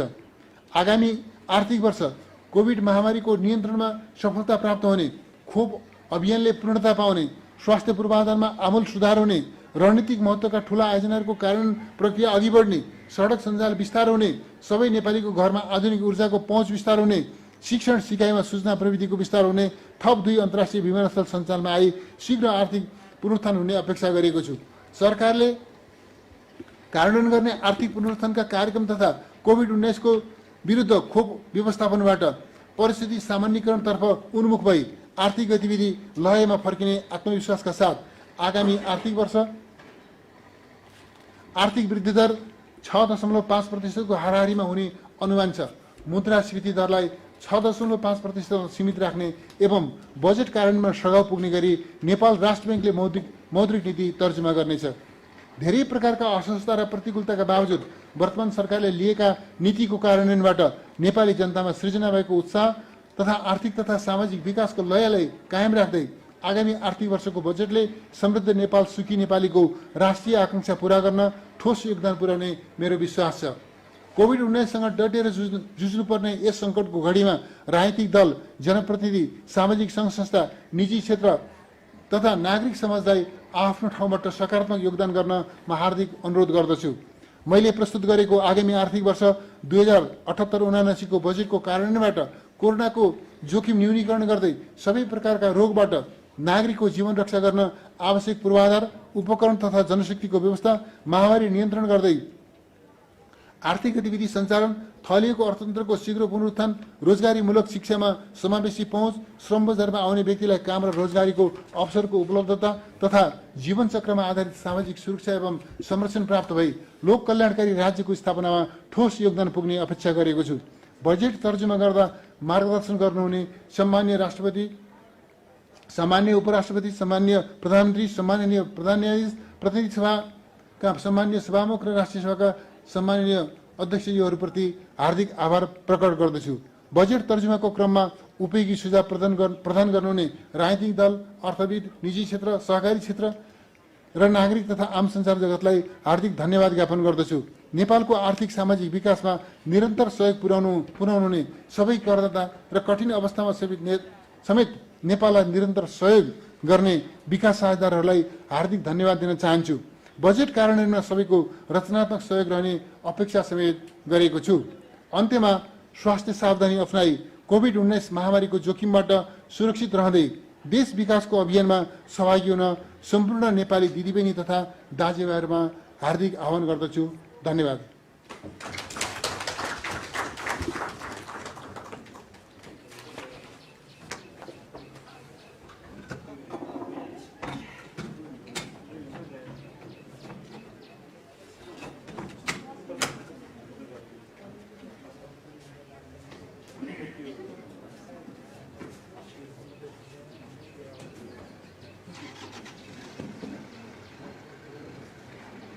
सम्मान्य प्रधानमन्त्री एवं उपस्थित सबै महानुभावहरू, आजको यो आयव्ययको विवरण सार्वजनिक गर्ने कार्यक्रम यही समाप्त भएको सादर अनुरोध गर्न चाहन्छु।